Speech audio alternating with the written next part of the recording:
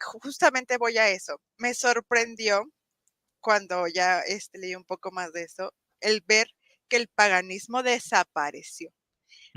¿Y esto por qué lo digo o por qué me sorprendió? Porque cuando desconocemos de eso, pues que no conocemos la historia en sí y vemos estos paganos actuales, decimos, no, oye, estos se han mantenido en el tiempo, como que desaparecieron. Y justamente viene a esta que nos habían dejado aquí. ¿Podría hablar del neopaganismo? ¿Qué son estos paganos actuales? Podemos. El neopaganismo contemporáneo. Pues fíjate, vaya por delante que se plantea absolutamente el más completo y total de los respetos para todas las tradiciones espirituales, incluida algo tan moderno como es el neopaganismo. ¿De acuerdo? Desde la perspectiva académica, no se puede decir que el neopaganismo sean los herederos que han sobrevivido de los antiguos paganos, ¿vale? Porque, ya te digo, el paganismo desaparece dependiendo de las zonas del mundo, pero vaya, desaparece donde hoy están las comunidades neopaganas en mayoría, desaparece para el siglo VI, VII, ¿vale? Desaparece completamente. El neopaganismo no aparece hasta el siglo XX. Entonces, claro, hay que entender el contexto del siglo XX para entender el neopaganismo. Claro, en el siglo XX se consolida el sistema económico capitalista, a mediados del siglo XX. Y claro, esa consolidación tiene un impacto muy fuerte en la esfera religiosa. ¿Por qué? Porque la religión pierde peso, pierde influencia en favor de la economía y del consumismo y la sociedad empieza a sustituir lo espiritual por lo material. Entonces, el fracaso de las teorías del desarrollo, el cuestionamiento de la ciencia también, la ruptura con la moral cristiana tradicional, todo eso, o sea, a mediados del siglo XX el mundo cambia tanto. El cuestionamiento de la ciencia lo digo especialmente por lo que ocurrió en la Segunda Guerra Mundial. O sea, la bomba atómica supuso una enorme crisis en precisamente la ciencia. La ciencia que hasta ese momento se había vendido como la panacea de la expresión más elevada del espíritu humano, de que nos iba a traer al paraíso la ciencia. Y fue el mayor horror de la historia de la humanidad. Entonces, claro, hay que entender esa situación de crisis, ¿no? Entonces, y además, no solamente es esa crisis, sino que es todo lo demás, ¿no? Se está perdiendo un mundo y el mundo que viene no se ha terminado de consolidar. Entonces, las sociedades occidentales están sumidas en una profunda crisis, que se ha venido a denominar la crisis de la modernidad, a pesar de que cuando empieza la Edad Moderna ya hubo otra crisis en el siglo XVI, ¿no? También cuando el mundo cambió. Bueno, pues este cambio es todavía más radical que aquel, ¿no? Y entonces esa crisis de la modernidad deriva en un sentimiento generalizado de pérdida de la identidad. Y entonces, a raíz de esas crisis, pues algunas personas empiezan a buscar experiencias espirituales alternativas, porque lo que no desaparece es la sed de trascendencia. Todos queremos escapar de nuestros condicionantes vitales, ¿no? Todos queremos trascender nuestras circunstancias, nuestro cuerpo, nuestra vida, ¿no? Queremos transmitir algo que vaya más allá de nosotros mismos. Por eso tenemos hijos, por eso buscamos un trabajo que nos llene, por eso tenemos hobbies, por eso nos gusta el cine, la música, el arte, la cultura, ¿no? O sea, queremos hacer más e identificarnos con algo superior a nosotros mismos. Nos hacemos youtubers también. Nos hacemos youtubers, efectivamente. Cuando muramos, nuestros vídeos quedarán ahí, ¿no? Entonces, claro, entonces las formas mutan, las formas siempre están cambiando, pero esa sed de trascendencia se mantiene. Y eso es precisamente lo que desemboca en el surgimiento del llamado neopaganismo, que es un conjunto de movimientos religiosos y esotéricos minoritarios que pretenden revivir creencias precristianas como el druidismo, la brujería, la religión celta, nórdica, griega, ¿no? Pero aquí está la clave del asunto. Se pretende revivir eso con los conocimientos que de esas tradiciones se tenía en el siglo XIX y en el siglo XX.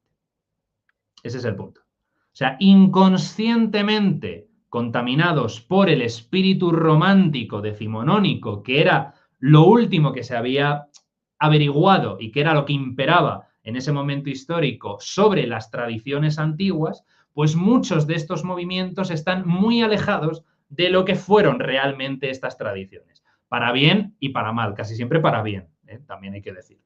O sea, porque tratar de implementar una espiritualidad propia de la era, qué sé yo, a lo mejor, bueno, sí, claro, es que nos podemos ir a cualquiera, del 1200 antes de la era común, ¿vale? Una espiritualidad preagrícola en el siglo XX o en el siglo XXI sería una absoluta locura. Ya lo es intentar aplicar una del siglo VII, imagínate si nos remontamos a antes de Cristo. Sería mucho peor. Así que, claro, pretenden ser, no, estamos recreando tal como eran, no, no es verdad, pero seguid así. O sea, no intentéis replicar lo que se hacía entonces, ¿vale? No van a ser humanos, ¿no? Claro, o sea, porque no sois los mismos, ¿vale? Entonces, claro, hay como dos vías en el neopaganismo, ¿no? Entonces, quienes siguen esta vía son los denominados eclécticos, los neopaganos eclécticos, ¿no? Que además de la imagen distorsionada, necesariamente, de la tradición que pretenden imitar, pues mezclan cultos y divinidades y panteones con elementos paganos y modernos, ¿no? Entonces hacen ahí como una mezcolanza de una idealización de esa antigüedad, ¿no? Y lo meten con elementos que consideran que son antiguos, pero que en realidad son modernos, creaciones medievales, también ideas que surgieron en el siglo XIX y que toman como auténticas de época precristiana, o sea, es una mezcla, ¿no? Entonces, aquí, por ejemplo, se incluirían movimientos como la Wicca o el neodruidismo celta. Entonces, serían parte de estos neopaganos eclécticos. Luego hay otros grupos que siguen lo que se llama la vía reconstruccionista, que estos, digamos, que son, por así decirlo, los que intentan ser un poco más serios, entiéndase el término. O sea, son los que buscan recrear las prácticas espirituales, efectivamente, de esos antepasados, siguiendo las evidencias históricas y arqueológicas. ¿Cuál es el problema? Que a pesar de su buena fe, esta intención suele ser problemática precisamente por la escasez y la poca fiabilidad de las fuentes, porque muchas de esas fuentes fueron escritas de una manera fragmentada y sesgada por los propios cristianos, en la mayoría de los casos, porque, claro, o sea, fuentes primarias, de esto no hemos comentado nada, pero fuentes primarias, fuentes documentales primarias escritas por los propios practicantes de esas formas espirituales, hay muy poquitas, porque, claro, no pretendían esquematizar su sistema. O sea, lo que más hay son fórmulas mágicas, conjuros, hechizos, salmos, himnos, es decir, material de lo que se hacía en el culto, pero no hay un manual de en qué consistía el culto. No sé si me explico. O sea, sí. No hay un librito de cómo hacerlo. No, o sea, lo que tienes es esto. Esto es lo que se utiliza, pero no sabes cómo, no sabes cuándo, no sabes por qué, no sabes a quién muchas veces. Otras veces sí, otras veces viene himno para la invocación de el que sea, de Horus, por ejemplo, ¿no? O de Demeter, vale. Acompáñese de música, de címbalos y de tal, vale, bueno. Pero tampoco sabes cómo se bailaba, porque eso se bailaba. Tampoco sabes cómo se cantaba, porque eso se cantaba. Es decir, te faltan datos por todas partes. Entonces, intentar recrearlo a un nivel fidedigno es tremendamente difícil. Y claro, si te vas a las fuentes de los cristianos, pues es que tienes que cogerlo con pinzas, porque claro, o sea, los cristianos tampoco escriben con la intención de dejar un testimonio fiable de lo que hacía y de lo que creía esta gente, o sea, se trataba de denostarles, ya está. Entonces, claro, hay que andar con mucho ojo, porque a veces incluso esas fuentes fueron escritas siglos después de las prácticas que están relatando, o sea, que vaya usted a saber también. Pero, oye, hay que reconocerles, eso sí, su buena fe e intentar ser lo más rigurosos posible en su reinterpretación, ¿no? Entonces, aquí estarían, por ejemplo, pues algunas corrientes del Asatru o del odinismo nórdico, que también es que hay muchísima variedad de movimientos neopaganos. Entonces, ¿qué pasa? Es verdad, empiezan a ganar popularidad, sobre todo a partir de los años 30, y van creciendo hasta la actualidad, ¿no? Entonces, el neopaganismo germánico y la Wicca, que beben respectivamente de la religión nórdica germánica y de la brujería, son como los dos más representativos, ¿no? Entonces, pues los neopaganismos romantizan las religiones ancestrales mucho, porque es eso, están embebidos del espíritu romántico del siglo XIX, y entonces consideran que en aquella época las personas no vivían en constante armonía con el universo, ¿no? Entonces, muchas veces caen un poco en un sentido muy naif de lo que realmente era aquello, ¿no? Entonces, estos movimientos suelen ser politeístas, tienen un componente esotérico muy importante, sí comparten, es verdad, dentro de toda su diversidad, sí comparten también esa veneración por la naturaleza, ¿no? Con la que hemos empezado la charla, ¿no? Tienen también muchos de ellos prácticas rituales de corte mágico también, ¿no? Pero vamos, que hay también como muchísima diversidad.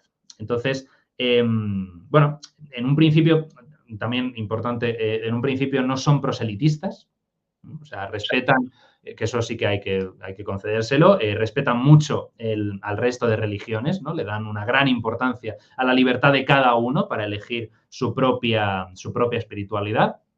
Y, aunque estrictamente hablando solo serían neopaganos los movimientos que pretenden recuperar la fe de las antiguas religiones precristianas y prerromanas en Europa, en la práctica son una amalgama, son un espectro amplísimo de esa suerte de recuperación de religiones ancestrales que abarcan varias épocas, varios lugares, varias culturas a lo largo del tiempo y de la historia de la humanidad, ¿no? Entonces, tenemos, pues eso, desde el druidismo céltico y el kemetismo egipcio hasta el asatru escandinavo, pasando por el politeísmo clásico de Grecia y Roma, los romuva de Lituania, el tengrianismo de las estepas asiáticas, el guanchismo de las Islas Canarias, o sea, te puedes encontrar de todo. Pero una cosa también muy importante, y es que todas estas religiones son interpretadas siempre desde un marco occidental. Y claro, si pretendes emular una religión que se ha generado en Occidente, bueno, vale. Pero si pretendes emular una religión que ha surgido en África o que ha surgido en Asia, lo estás haciendo desde una mentalidad occidental del siglo XX-XXI. Entonces, estás seguramente mucho más alejado de lo que crees, ¿no? El kemetismo egipcio, por ejemplo, que pretende ser una recuperación de la religión faraónica de Egipto, nace en Estados Unidos. Te quiero decir, o sea, a ver, ¿qué nociones tienes del Egipto faraónico en Estados Unidos en el siglo XX, ¿no? De hecho, la mayoría de los seguidores del kemetismo viven en Estados Unidos. Claro, también el neochamanismo, ¿no? Neochamanismo. Yo conocí a una chica que se autoconsideraba chamana, ¿no? Y era de Badajoz. Te quiero decir, el chamanismo son tradiciones indígenas de Siberia o de latitudes hispanoamericanas, sobre todo. En Mongolia, Siberia e Hispanoamérica. Aquí chamanes pocos en la península ibérica, ¿no? Entonces, claro, el neopaganismo muchas veces y el neochamanismo en concreto se apropia de tradiciones indígenas, pero modifica los rituales para adaptarlos al gusto occidental. Entonces es como pasarlos a través de un filtro. Y al mismo tiempo estás reivindicando eso, ¿no? Una recuperación de la antigüedad, de tal. Entonces ahí entran un poco en contradicción, ¿no? Porque se hacen una idea de lo que era, que no se ajusta a la realidad, insisto, por suerte, pero lo pretenden adaptar, ¿no? Para que se entiendan, ¿no? Entonces, claro, surgen en un contexto muy determinante y es verdad que, y esto también hay que reconocérselo, que los movimientos neopaganos han funcionado también como espacios alternativos que son críticos con el sistema socioeconómico dominante. Entonces, muchas formas de paganismo ecléctico han desarrollado todo un discurso de crítica feminista y ecologista, que es muy necesario, mientras que los reconstruccionistas han dado gran importancia a la herencia étnica y, por lo tanto, han tendido a vincularse con movimientos antirracistas, pero también, paradójicamente, los mismos reconstruccionistas, otros grupos del reconstruccionismo, se han decantado por el lado inmediatamente opuesto, que es nacionalistas o supremacistas.